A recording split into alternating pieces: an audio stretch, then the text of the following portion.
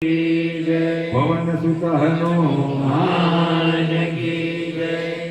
તો દેવી અને દેશ અને આજુબાજુના અમારા વીરવલ કે શનિદેવ દાદાના જ્યાં એમનું નિવાસ સ્થાન છે તો ત્યાં આજુબાજુ ગામથી બધા ભક્તો પધાર્યા છે। તો પહેલા ભૂમિ અને આ બધા ભક્તોના ચરણમાં પહેલા તો વંદન છે। કારણ કે એમ કહેવાય કે ભગવાન ભક્તોના સાનિધ્યમાં છે, એમની ભગવાનની શોભા ભક્તો છે। અને સુભાષભાઈ બહુ સરસ વાત કરી કે ઇતિહાસ ગવા છે કે ભગવાન એટલો દયાળુ છે કે ભક્તોના લીધે વેચાઈ પણ રહ્યો છે।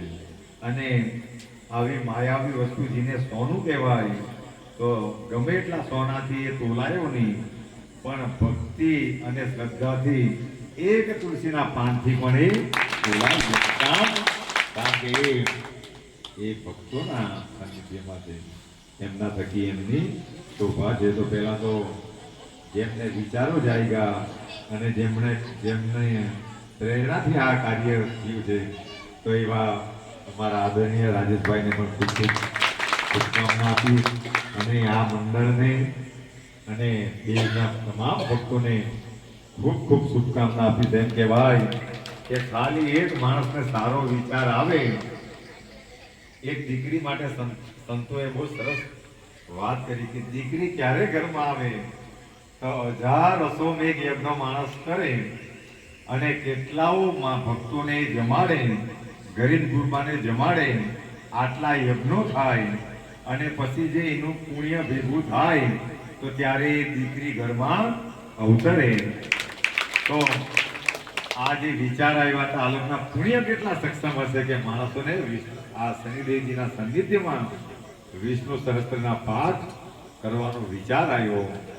જે સમયે વિચાર આવ્યો ત્યારે એ બીજ રોપાઈ ગયું અને સુભાષભાઈ 1 મહિનાની વાત કરી, 1 મહિનામાં તો એનું ફળ બધાને કરી ગયું।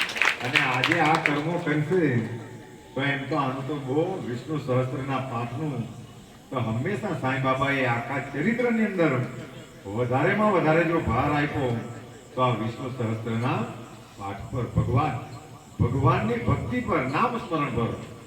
શિરડીની અંદર જ્યારે બધા ભક્તો દુઃખી થઈને જતા તો બાબા એમને એક જ ઉપદેશ આપતા કે ખાલી આનું નામ લે, આનું નામ લે એટલે તારો બેડો પાર થઈ જાય।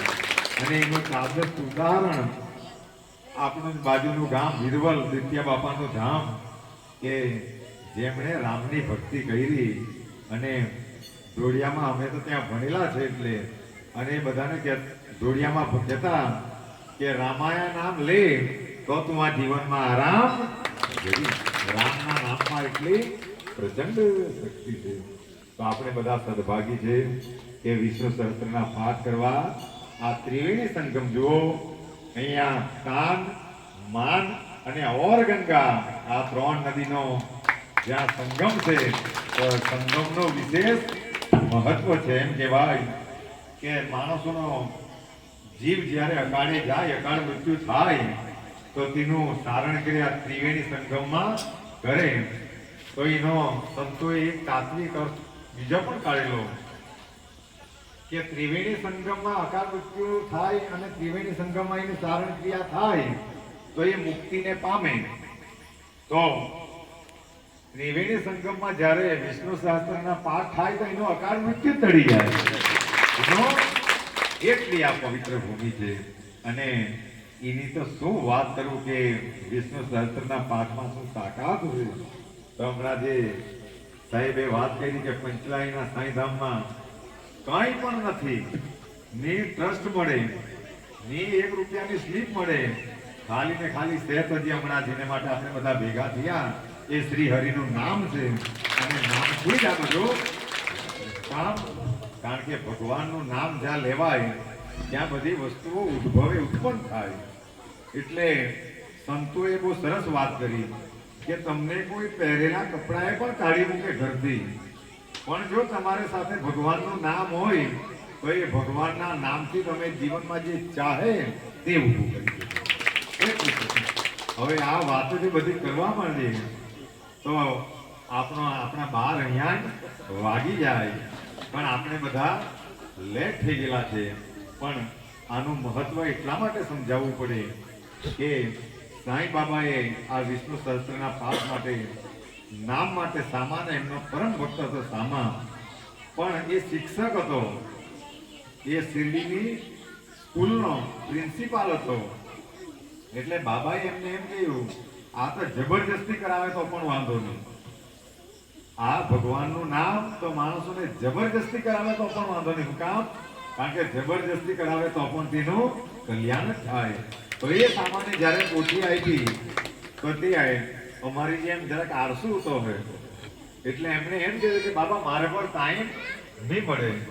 સંસારમાં ઘણીવાર આવું ભગવાનનું કામ કરવાનું હોય ત્યારે સંસારીઓની ખાસ આ દુવિધા રહી કે બીજું બધું કામ માણસોને કરવાનું મન થાય, પણ જ્યારે ભગવાનની ભક્તિ કરવાનું આવે તો ત્યારે માણસોને અંદરથી આળસ આવે.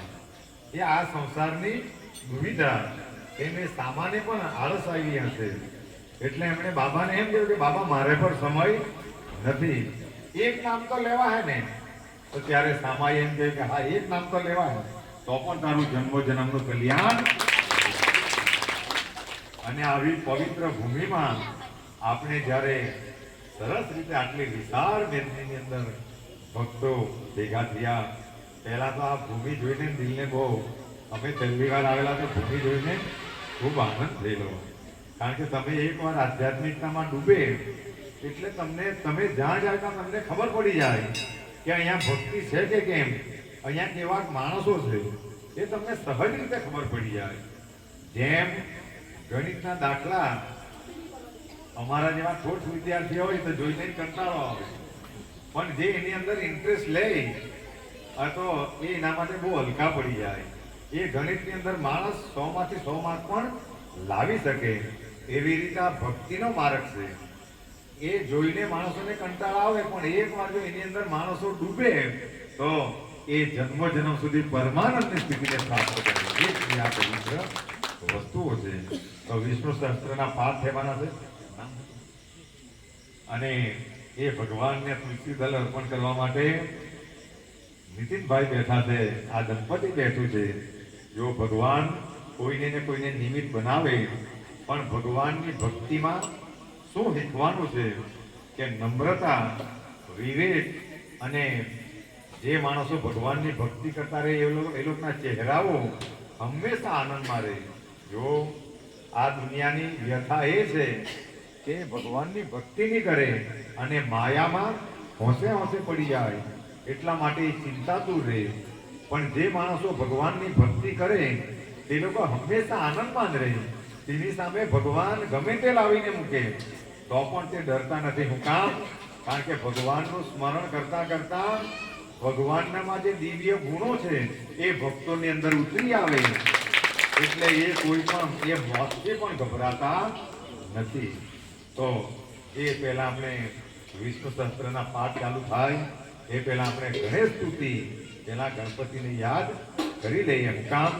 કારણ કે હવે પછી બીજી કથા ચાલુ થઈ જાય તો એ બધી કથાઓ નહીં ચાલુ થાય, પણ એ સ્તુતિ જે આપણે ગાવાના છે એ દેવ લોકોએ સ્તુતિ ગાઈ દીધી, તો એ સ્તુતિ આપણે બધા ગાવાના છે. ને પછી હનુમાન દાદા એમ તો અહીંયા વિરાજમાન જ છે, પણ નીતિ નિયમ મુજબ એ દેવોને યાદ કરવું પડે. ને તો વિષ્ણુ જેવા પણ જ્યારે ગણપતિ વગર યુદ્ધ કરવા ગયેલા તો 5000 વર્ષ સુધી યુદ્ધ કરેલું તો પણ એ વિજેતા નહીં થયેલો, એનો વિજય નહીં થયેલો. અને જ્યારે શંકરજી પાસે ગયા અને કહ્યું કે આ યુદ્ધ પતે કેમ નહીં, આમાં મને સફળતા મળે કેમ નહીં, તો મહાવિષ્ણુએ એમ કહ્યું કે તું એ પહેલા ગણપતિને યાદ નહીં કરેલા, એટલા માટે તું જીતી નહીં શકે. અને પછીથી એ મહાવિષ્ણુએ ગણપતિજીની આરાધના કરી અને આજે પણ એ અષ્ટવિનાયકો છે પૂર્ણાની અંદર, એ અષ્ટવિનાયક પ્રગટ થયા અને વિષ્ણુજીને આશીર્વાદ આપ્યા અને પછી યુદ્ધ થયું ત્યારે એ વિષ્ણુ ભગવાન પણ વિજેતા બન્યા. એટલા માટે ગણપતિને યાદ કરવું પડે. તો બધા જ ભક્તો આપણે એ તો ભગવાનની વાતો ચાલે એટલે એની અંદર માણસો ડૂબી જાય એટલે કદાચ ભગવાનના પાઠ પણ સાઈડમાં રહી જાય કારણ કે ભગવાનની વાતો એટલી પવિત્ર છે તો આપણે પેલા પાઠો કરીએ પેલા ગણપતિજીને યાદ કરીએ